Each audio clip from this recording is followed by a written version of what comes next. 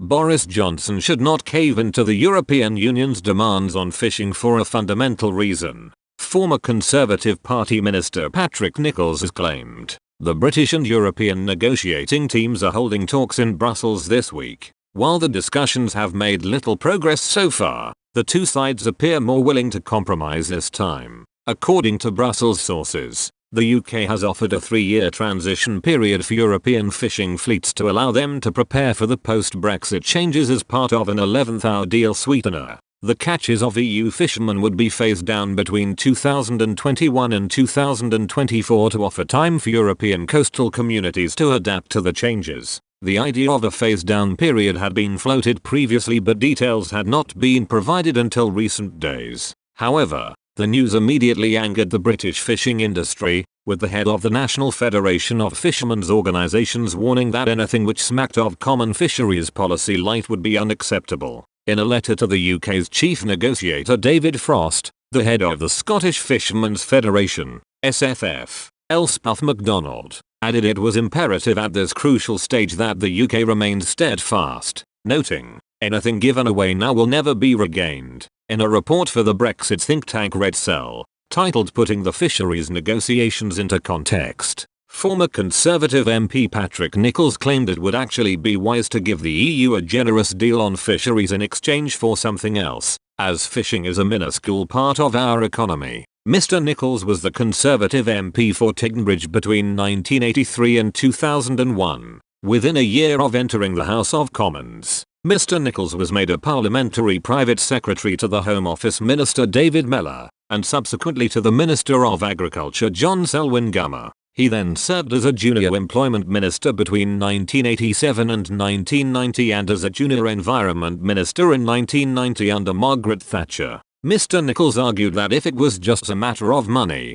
and if the UK's motive for leaving the EU was based simply on perceived economic advantage, it would not be a bad approach. He wrote, "At first glance, that is a no-brainer. Britain's fishing industry is minuscule. It represents just 0.1% of GDP, and no wonder, since Edward Heath signed away our fishing grounds to the EU to compensate them for the fact they had all but fished out their own waters. Our share of the allowable catch in UK waters has decreased to just 25%. The remaining 75% is taken by the EU. By contrast, our finance industry is vast. It amounts for more than 10% of GDP, creating in the process literally millions of well-paid jobs. The tax revenue it generates is vast." However, Mr. Nicholls claimed that the Brexit project is not and never was about the money, and that is exactly why Mr. Johnson should not cave into Brussels' demands on fishing. He explained, "The Brexit project is about restoring morality to politics.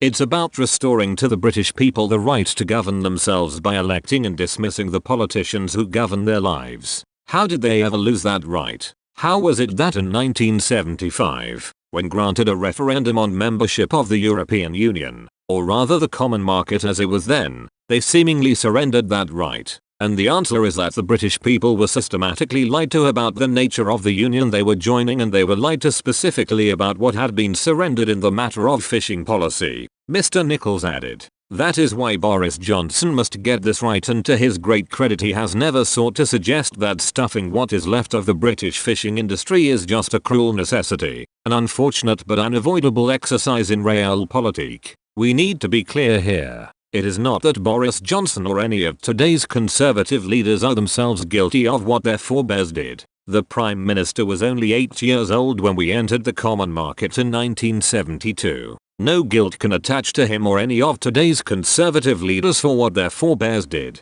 unless by betraying the fishing industry a second time they choose to endorse and embrace that guilt." In an exclusive interview with Express Co UK, former Conservative MEP Daniel Hannan claimed Mr. Johnson will undoubtedly deliver on his promise and give back to British fishermen full control of their waters, reversing former Prime Minister Edward Heath's move. The former Tory Prime Minister is known for being the man who took Britain into the now European Union in the early 70s. According to Mr. Hannan, Mr. Heath was so desperate to join that he even effectively handed away our fishing grounds as a kind of late entry fee. This, however, is going to change once the transition period ends in December 2020, the former Conservative MEP explained. I don't think there is any chance that we will now not insist on the sovereignty of our territorial waters. That is not to say that we are going to have exclusive use of them. We don't have the capacity for that, and we never had that. Before we joined the European Economic Community,